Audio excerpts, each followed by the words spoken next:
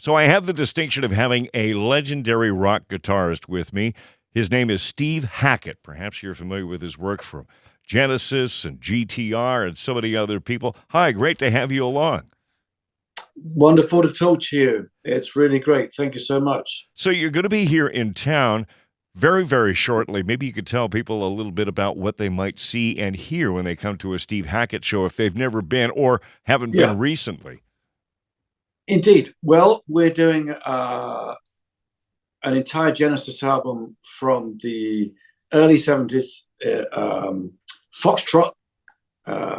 It's the show is billed as Foxtrot at 50 because it was 1972. Of course, we might be a year out now, but that's COVID catch up going on with all various territories.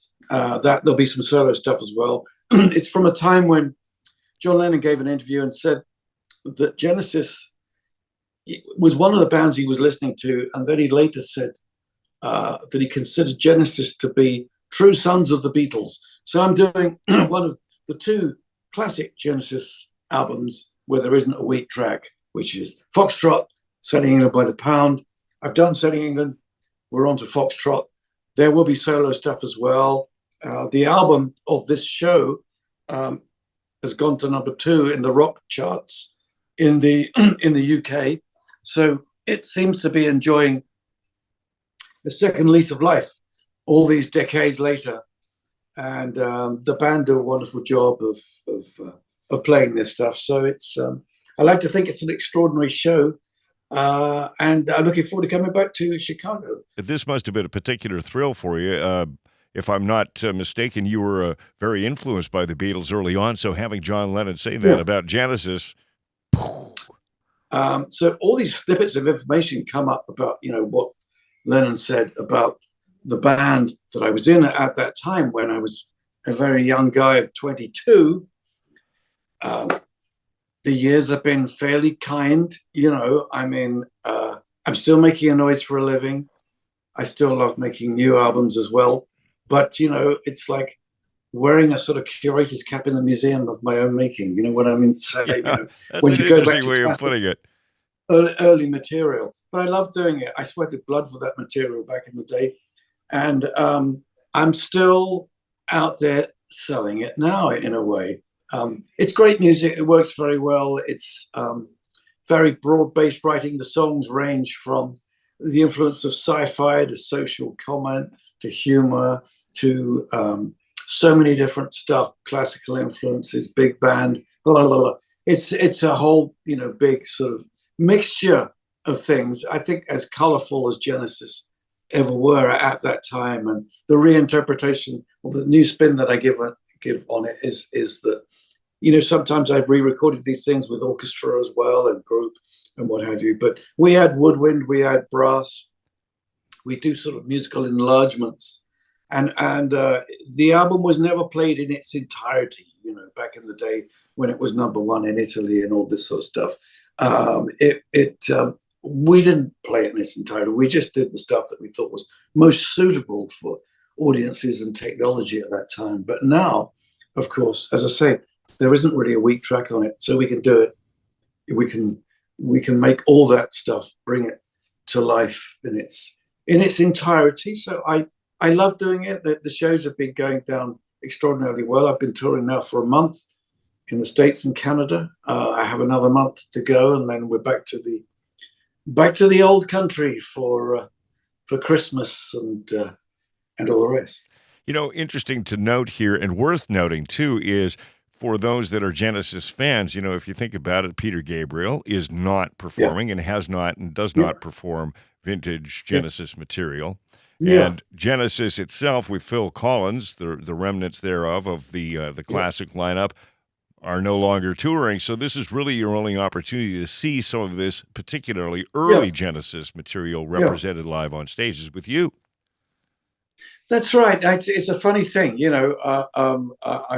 people have been saying, "Well, you're the keeper of the flame now." Genesis has officially retired. Peter Gabriel didn't want to do Genesis stuff for many, many years. Lovely guy, Pete. Love him to death. But I think that he was trying to talk his band into doing Supper's Ready, great long piece. But they said, "Oh, it's too difficult. Don't want to do that." whereas the guys that I have, you know, seem to relish the idea of a musical challenge. And so, you know, what Pete might have in terms of pyrotechnics with his show, in terms of pure music and delivery of that, you know, I think I've got, you know, the top band in this situation. So they are incredible. There's a couple of Swedish guys in the band. We're a bit like a United Nations. You know, some of us live in Denmark, some in the UK, some in Sweden. Jonas, the bass player, now lives in Austria, but we're all over here right now. So we're all very happy to be expat over here for this time. You know, speaking of the Genesis days, just recently saw actually Peter Gabriel on his tour. And so do you keep in touch with some of the old bandmates, or is that ancient history at this point? Well, funnily enough, Pete and I share a birthday one day apart. So I'm on the 12th of February. He's the 13th. And so, yeah, we usually call each other, or we send messages to each other. And it's, last time I spoke to him, he said he was recording. He was very happy about that. He was going to go out on the road. And I'm very pleased for him that, you know, that he's doing that, you know, to keep alive all those things. You know, Pete was very much a part of Genesis and the Foxtrot stuff that I'm doing.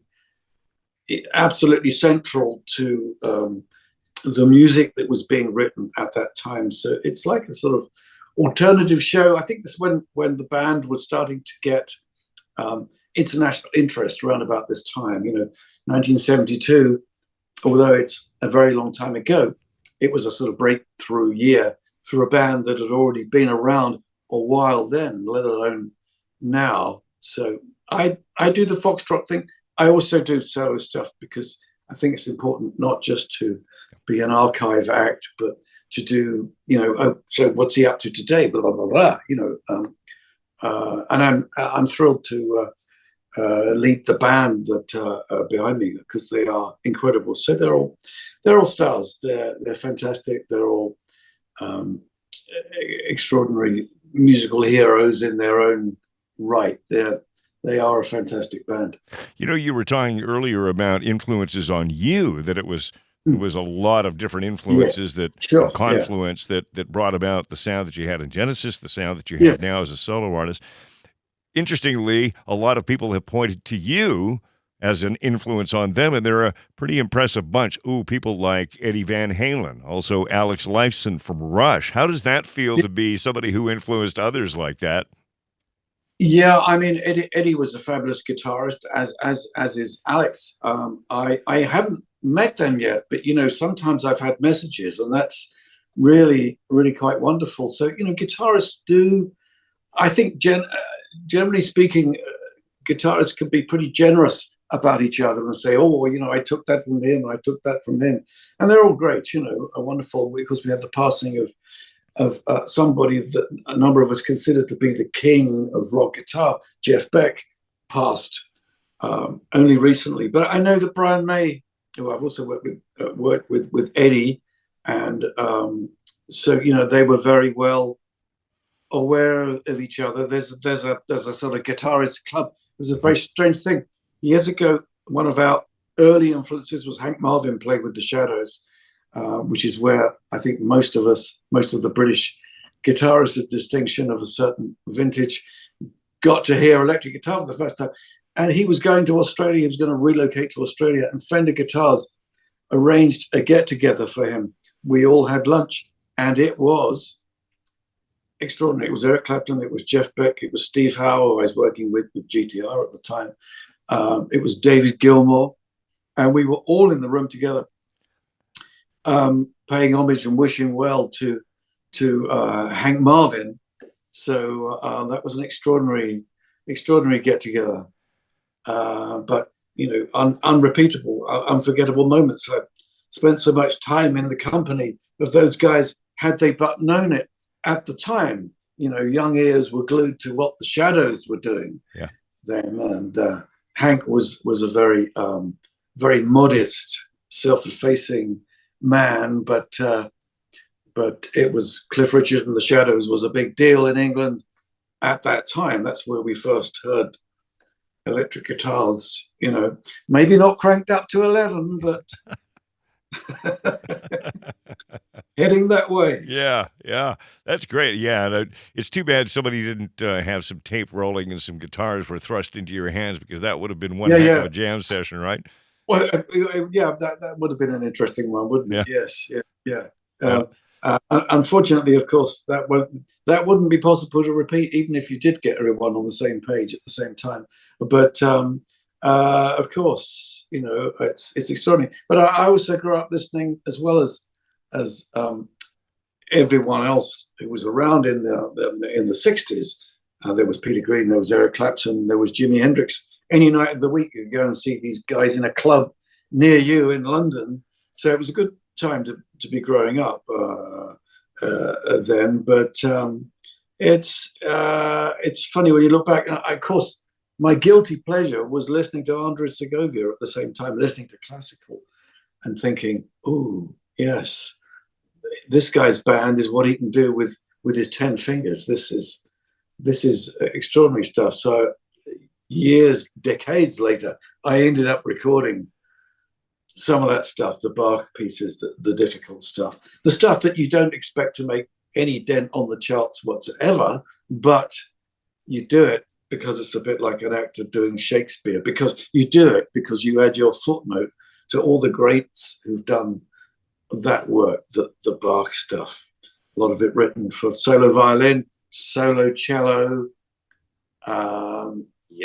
the lute, that sort of stuff. Seriously difficult stuff, but very, very beautiful and very, very lovely. And I thought that would have no impact on rock and roll whatsoever. And I was very wrong when bands started to appear with classically trained guys, Rick Wakeman, Keith Emerson, all of that. These guys obviously had all enjoyed that more than enjoyed that guilty pleasure themselves. And music started to fuse from these separate backgrounds. Baroque started to talk to blues, started to talk to all the rest, and you started to get these very interesting kind of combinations of things, for music becoming truly inclusive, not merely rock and roll and rootsy, but also, with those extraordinary disciplines and convolutions that came from all that classical stuff. So I like to think that, what I got involved with was sketching in a number of styles and taking on board these various influences, so that you didn't have to disclude, if there's such a word, anything. The inclusive style was what I was always after. I've been very, very lucky. Still be making a noise for a living. And I'm so happy to do that. And it's been really great to be over here and play to audiences that maybe didn't hear this stuff first time through. The album that sprouted legs that we hoped for has now sprouted wings, and it seems to span, going back over 50 years or so. So I'm doing my bit to keep that music alive. Last real job that you had before you were able to go pro as a musician. We all have our funny little stories or funny jobs. Yeah, I had this job one summer in about 1969, before I turned pro, and I was working with a surveyor. I don't know if that term means anything over here. Surveyor, the same thing. And I used to love that job. It was a hot summer, and I used to have to bang nails into the tarmac. And I used to think my responsibility for this job ends with each nail that goes in. Dunk, dunk, dunk, dunk, bang, doof, doof, doof. Job done. I wasn't the trained half of the team. I was just, the chain man, the chain boy, the assistant tea maker. Do you know what I'm saying? Yes. It was, but I enjoyed that because it was an outdoor job. It was better than being cooped up in offices. And at that time, I knew that music was calling so loudly that I couldn't resist the call. I'd been advertising myself in the back pages of Melody Maker for 5 years, and then I finally got a call from Peter Gabriel, there were, near misses and skirmishes and what have you. I made an album a year earlier than that, in 1970, with a band called Quiet World. That was interesting to get some recording experience, and then Genesis, Peter Gabriel, Tony Banks, and the first album we did was Nursery Crime in '71. Phil Collins had just joined the band. The young Phil Collins had just joined the band 3 months just before I joined, and we were struggling to write together as a team because we were in the middle of gigs. So we took the summer off in order to live together virtually so we could make something cohesive. Luckily, we just got a Mellotron, courtesy of Robert Fripp and King Crimson, who seemed to have Mellotrons to spare, and they were trying to offload one or two of them. And so we bought one that I think they called it the Black Bitch because it was played in black, and I think it used to break down so often. So it was great when it worked. It was great. Speaking of Beatles, you brought up Beatles earlier, and John Lennon. Phil Collins, you probably know, was actually an extra in A Hard Day's Night. Did he ever regale you with that tale? I know he never told us at the time, but I do believe that he actually played congas or something on something of George Harrison's, I think. So yeah, I think you're right. And I think George played a trick on him by sending him a tape of it, and everything that was played, everything was out of time, and it wasn't his performance. So it was a bit of a wind up for Phil, but there we go. Yeah, early days, and Phil, of course, had been an actor, dancer, the singer. Yeah. Before he was a drummer, he was already doing stuff on the London stage. His mother ran a stage school. And he was on stage playing The Artful Dodger with Lionel Bart's Oliver. Yeah. So he already had that background, and he was very clever. He was very talented. He was also very funny. He was an extraordinary comedian, and it diffused a lot of tensions with guys with more intense backgrounds. Competitive. Have you heard how he's doing these days? Because I know he's having some health issues these days. I sent him a note a while back, and he said chin up, etc. And everyone wishes him the best with all of that. I wish him nothing but love and best wishes and the best health ever.